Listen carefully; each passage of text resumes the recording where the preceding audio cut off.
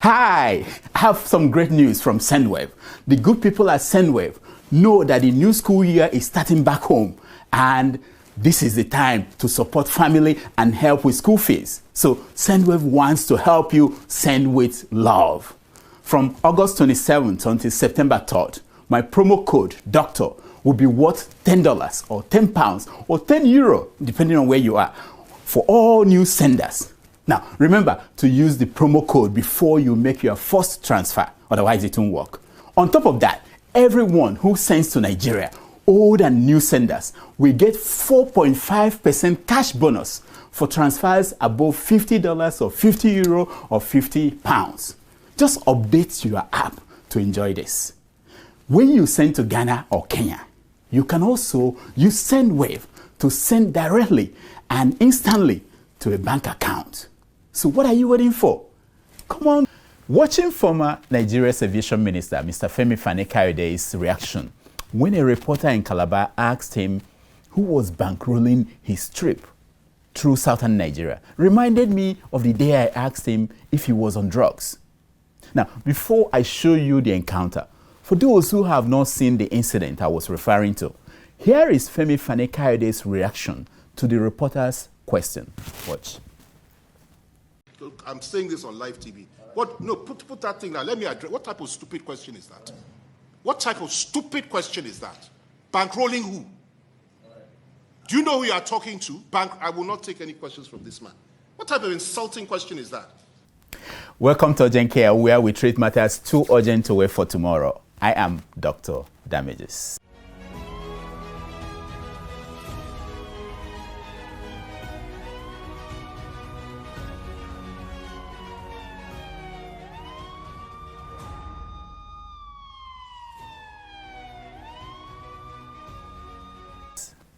Now, after over 20 years of medical practice, I can authoritatively tell you that once anyone says a question is stupid or insulting, it should tell you one of three things. One, you are onto something, some inconvenient truth. You need to dig deeper, not say sorry. Number two, the second possible reason why anyone will call a question stupid or insulting is that the person is full of himself or herself. That is also supported when such a person makes statements like, "Do you know who I am?" People who are somebody do not have any need to say that. Number three, the third reason anyone will feel a question is stupid is if the question is stupid. Now, stupid questions are the easiest ones to answer. They don't require the kind of outburst that Femi Fani-Kayode had. A smile can always answer any stupid question. You can try it at home. Now wait, try it. Watch. Which bankroll? To do what? Who can give me money for anything? Who do you think you're talking to? Sorry, sir. Bankroll what? Go and report yourself to your publisher. Bankroll what? Please don't insult me here. Okay. Now, that is not just an overkill. Something is very troubling to Femi about what the reporter said. And then Femi dragged himself to the mud like a child when he said this. Very stupid. I could see from your face before you got here how stupid you are. Don't ever talk to me like that. Who do you think you're talking to? Yeah. At this point, whatever he was saying wasn't a reflection of the reporter or the reporter's question, but a reflection of Femi, the subject. When you start seeing stupidity on the faces of people, it is time to take your medication. Now, as a reporter, when you stand up to hold people in authority accountable, you stand up on behalf of we, the people. When in doubt, always remember that these men and women were people hired by we, the people, to serve us. They work for us. As you do your job as a journalist, you are standing on the shoulders of 200 million Nigerians. You are larger than the person you are questioning. You are more important because you are trying to hold them accountable on behalf of 200 million people. Never forget that. You are asking questions that the people would have loved to ask if they had the opportunity. It's a lot of responsibility. whatever their definition of a stupid question is, chances are that 1 out of 200 million people will ask a stupid question if allowed to. Now, Femi had a lot of choices. He had better options than lashing out. He chose not to use any of the good options. He went for his worst instinct. He could have done what his mentor, President Donald Trump, now does, which is to walk away.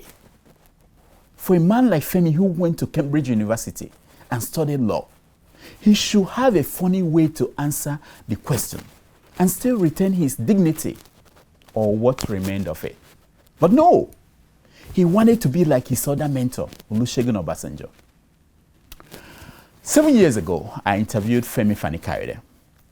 It was a year or so after he left office as the Minister of Aviation. So the air of minister was still all around him. Not that it has left him, it seems. After almost an hour of talking with Femi, I had to ask him the question that nobody seemed to have asked him. Watch. But one of the questions that everybody is asking, and I think it's a fair question that maybe you can use this to answer this opportunity to clear it. Do you take any kind of drugs, hard drugs, or? Oh, please. No. Please. That question is an absurd one. Well, I want to give you the chance, question. because I don't want to talk about other things. It's an absurd question, and not only is it I'm not saying you're absurd. It's just an absurd question. Yeah. And of course, they've not only said I take drugs. I've actually written it in one of my latest. They said that I also should be in jail. They said that so many disgusting, despicable things. If anybody wants to take me on the issues. Don't take on my family. All right.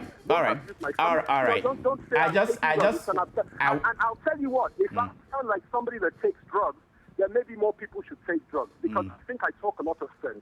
It's very, very wrong and insulting for people. All right. If anybody has any evidence of that. Did you notice the difference in how Femi answered me and how he answered the young reporter in Calabar?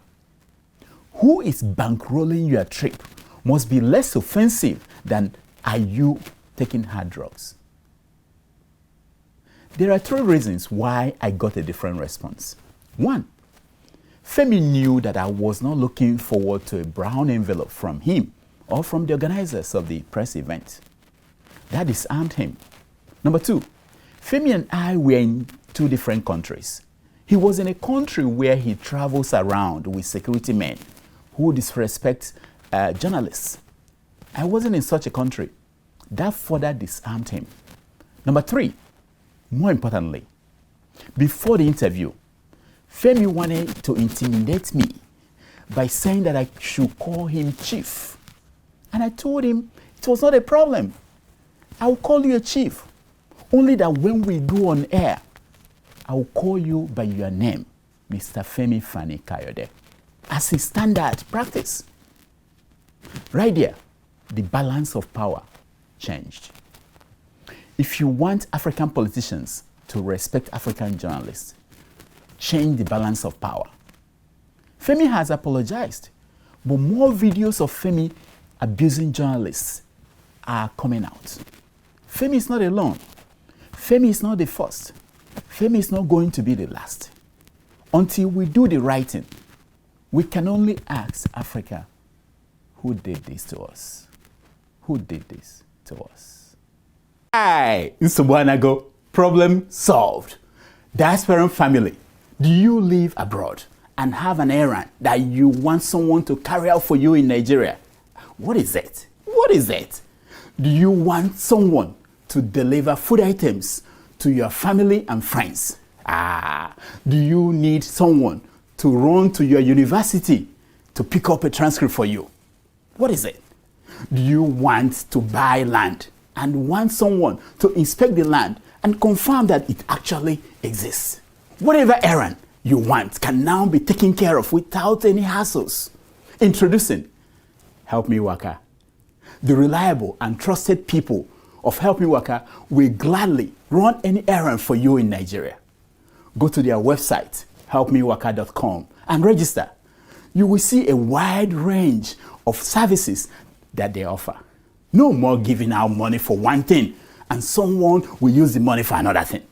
No more fear that the one that was supposed to buy food items for your loved ones has used the money to marry a second wife. It happens. It happens. Now, run to Help Me Waka. Register and order. And the good people of Help Me Waka will take care of the rest. When you are checking out, use the promo code DOCTOR and they will give you a $5 discount. I asked them if they could take buy Ghetto Taba, ground tobacco, and I gave it to my grandpa. And they said yes. And that was when I said, now them be the real deal. Help Me Waka.